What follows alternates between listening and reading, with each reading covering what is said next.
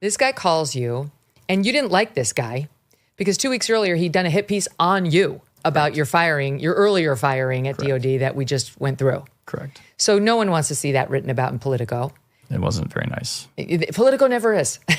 Yeah. So not towards Republicans or Republican administration. So this guy calls you, and what do you say? His number's in your phone because you dealt with him on the record. Yeah, I was able to give him a comment via my public affairs office. It was all known at the Pentagon. Dealing with him when they were doing the hit piece on you was not forbidden. They knew, I mean, it was the deputy's office. We dealt with it, and I gave him a comment, and he wrote his piece. Okay. But it wasn't a mystery to anybody at the Pentagon that Colin's getting hit by Politico, and we're going to allow him to make one statement to them. I don't think it was a mystery, no. Okay. So that happened.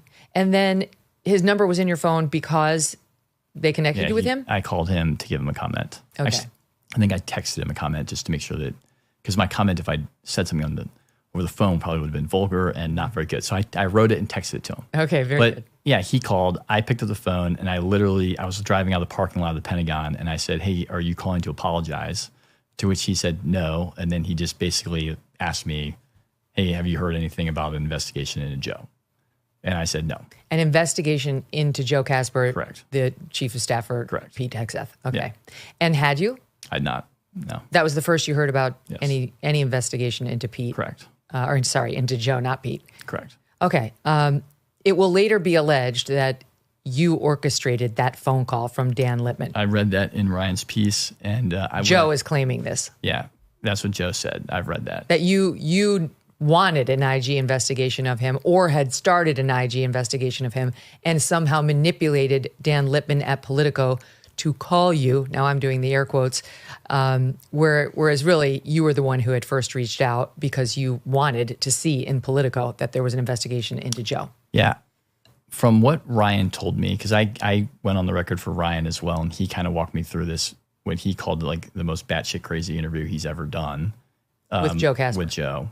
Is that Joe had about 6 stories for how this occurred, ranging from there was never a call, ranging from Colin called the reporter, Colin meant to email the reporter but accidentally emailed the public affairs office. That is reflected in Ryan's report. It's clear Ryan thinks Joe's all over the board on suggesting how this went down. I'm not 100% sure why. Like, the facts are, the guy called me. I texted Dan when I got home after dinner and said, "What do you want me to do?" I got this call. You texted Dan Caldwell? Yep. He said, "Send a note to Sean Parnell, who was in the public affairs office," which is exactly what I did. He's basically the spokesperson for the Pentagon now for Pete. Correct. Yeah. Okay. We know Sean. Yeah. All right. So, and you did that because we have an email from you to Sean saying, "Hey, I got this call from this guy." Yes. So but you maintain. And then I talked to Sean the next day. He called me. I think it was a Friday afternoon. I was out in the field throwing the ball to my dog. He called me and I told him the same thing. That you'd gotten this call. Correct. And that you didn't, did you speak with Dan Lippman on anything of substance? No. Okay. So what did you tell him? I said, I don't know what you're talking about. I don't know anything about an IG investigation. Okay. And the comm shop basically said, don't have further communication with him. No one said anything to me, honestly. Sean was just like, "This is crazy. I don't know anything about it." And that was it. I mean, okay. Yeah. So this is early April. Have any leak investigations happened yet? Have the leaks, I don't have it in my mind when the leak was on the Panama Canal, on the Elon briefing at the Pentagon. Had it started already? It definitely started. The leaks had started, but did you know anything about an IG investigation into who the leakers were at that point? No, let me walk you through the investigation real quick because it is kind of confusing. So there were leaks. There were probably 4 or 5 that the secretary cared about and said, "Go investigate." These were in like the February, maybe March timeframe. The ones that are out in the press are the Panama, and then Elon visit, and then I think they mentioned another one about maybe seizing or stopping or starting Ukraine aid. I forget which it was. Yeah, I have just a little timeline here. On March 5th, Politico with the story on "We stopped intelligence sharing with Ukraine." On March 13th, NBC News went with the big one, which was Trump White House has asked the military to develop options for the Panama Canal. March 20th, the New York Times with a story, "The Pentagon set up a briefing for Elon Musk on potential war with China." That one was said to have infuriated Trump, who saw that it would be inappropriate to brief Elon at the Pentagon on anything happening with China, given his business interests there. March 21, Politico ran a story entitled Trump Sends Second Aircraft Carrier to the Middle East in Ramp Up Against the Houthis. And then we had the Signal debacle with Jeffrey Goldberg that hit the press, and that dominated the media for quite some time. Then on March 28th, the Wall Street Journal ran a story. Hegseth brought his wife to sensitive meetings with a foreign military official. And here we are on April 3rd, where acting Pentagon Inspector General Stephen Stebbins said he was opening an investigation into the Signalgate story. And shortly thereafter, April 15th and 16th, the three of you were placed on leave. So when we're back in early April and you get this call from Politico, we'd had leaking, but we hadn't yet had an announcement of investigation into leaking. It might not have been announced, but there's definitely an investigation going. Okay. We talked about it internally and walked through, hey, what's the best way to do this? I don't exactly remember when Joe signed the memo saying, hey, we're chartering an investigation, but there was an investigation. Okay. So he was the one initially to get the IG on the case. It's actually not the IG. Oh, it's not? No. Oh, it's the Air Force. They went with the Air Force Office of Special Investigation, I think, Air Force OSI, which is, the Air Force has Air Force OSI, Navy has NCIS, the Army has Army CID. These are like the criminal investigative units of the services. The Air Force was assigned to do this one.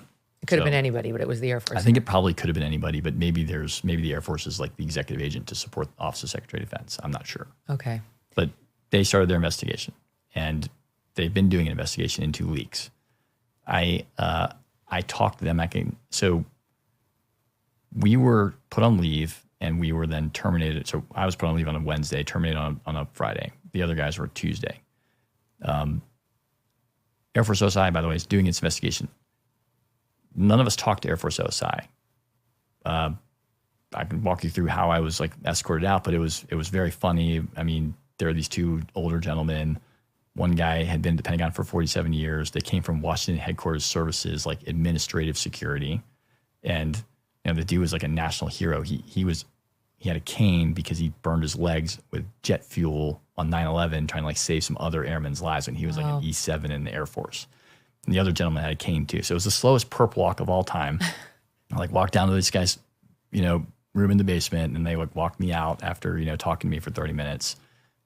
Super nice. Don't fault them at all. They just read me out of my clearances and then said, what's going on? And I was like, what do you think I think's going on? We had a conversation. But were they the ones who told you were fired? They did, yeah. Okay. Well, they told me I was put on leave. Actually, they didn't really know what status I was in. They're like, we're not sure. We're trying to find out. But basically, get out. You got to get out of here. Yeah. Okay. And so I spent the next 5 days messaging people in the department to say, please send Air Force OSI to talk to me. And over on Easter Sunday, I got somebody called me and said, hey, a friend of mine called, said Air Force OSI will reach out to you. I've been bugging people literally every 2 hours. They called, they came into my house on Monday.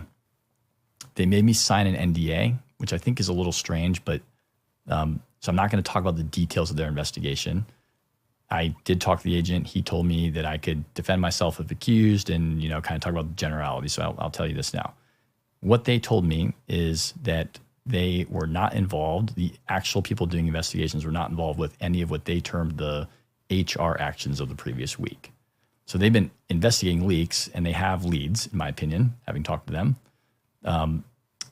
But they were not involved in the three of us being put on leave or fired. It wasn't their decision. No, it wasn't their decision. They weren't even looking at us. They got told after that, hey, go. And my one question to them was, I was told by people that I know in the White House that the secretary said that he had evidence. And I wanted to know, what is that evidence? And they said, we had not been handed any evidence to start. Now, they didn't read me my rights. It was a super informal conversation. I offered them to take a polygraph. I offered them to take my phone. I told them I did not leak anything. I did not leak anything, classified or unclassified, to the media. I've not had a single conversation with the media that wasn't on the record, sanctioned by public affairs, since I started at the department. No texting, no emailing, no communications at all? Nothing. I've had people email me, and I just send them to the press secretary. I had a guy at the deputy's office who was the public affairs guy. Mm-hmm. That's it. Have you been told by Dan Caldwell or Darren that they leaked? I've been told that neither leaked. And honestly, I don't know them super well. But I can tell you that Darren's job was workforce and culture. Darren did not sit in any of the things that you just read off there from the news. Like Panama attack plans? Darren didn't sit in any of those meetings. Darren probably doesn't even know what the hell's going on there. Mm-hmm. And so I can assure you that Darren did not leak any of those things. I truly believe that. But Dan would have had access to those. Dan would have access to every one of those things, or maybe half of them. He would have had access. I know Dan now, and I work with him pretty closely. I do not think that Dan leaked either. And I heard him say it on Tucker that he did not leak any classified information related to any of this stuff. And I believe him. He never told you that he leaked? No. He denied to you that he leaked? Well, so yeah, he denied to me exactly. But what happened was I was on the way back from the White House. I was at a meeting, and I was with the CIO. And somebody texted me a tweet that said Cuomo was escorted out. And so my first thought was, like, shit, maybe he leaked something, honestly. Mm-hmm. And I got back to the office, and people were kind of like, yeah, maybe it was a talk of the office, but there wasn't really any information. Mm-hmm. I went to a play with my wife. I think I told you yesterday. I went to a play, Annie, and in the middle of the play, I got a message from someone, or maybe someone sent me a link. I don't even know. It was Darren. Darren is now escorted out. So I immediately got really suspicious at that point. It's like, this doesn't make sense. I didn't think Dan would leak, but I know Darren didn't leak. And then I got messages from friends of mine on the Senate Armed Services Committee towards the end of the play that said, hey, a reporter called us and said that you're the next person on the list. Tariff wars, stubborn inflation, no wonder gold has been routinely hitting all-time highs. In volatile markets like the one we have now, don't sit on the sidelines with your head in the sand. You can take control and safeguard your savings. This is why so many Americans today are turning to Birch Gold Group. They have helped tens of thousands convert an existing IRA or 401k into an IRA in physical gold. Is it time for you to hedge against economic instability with gold? To learn how to own physical gold in a tax-sheltered account, text MK to 989898. Birch Gold will send you a free, no-obligation info kit. Again, text MK to the number 989898. With an A-plus rating with the Better Business Bureau and countless 5-star reviews, Birch Gold has helped many protect their savings with gold. It took decades to get into the tangled mess that they're trying to unpack now in D.C. How long will it take to get out of it, and what cost? Text MK to 989898 today. Thanks so much for watching. If you like what you just saw, hit the subscribe button for more clips and full episodes.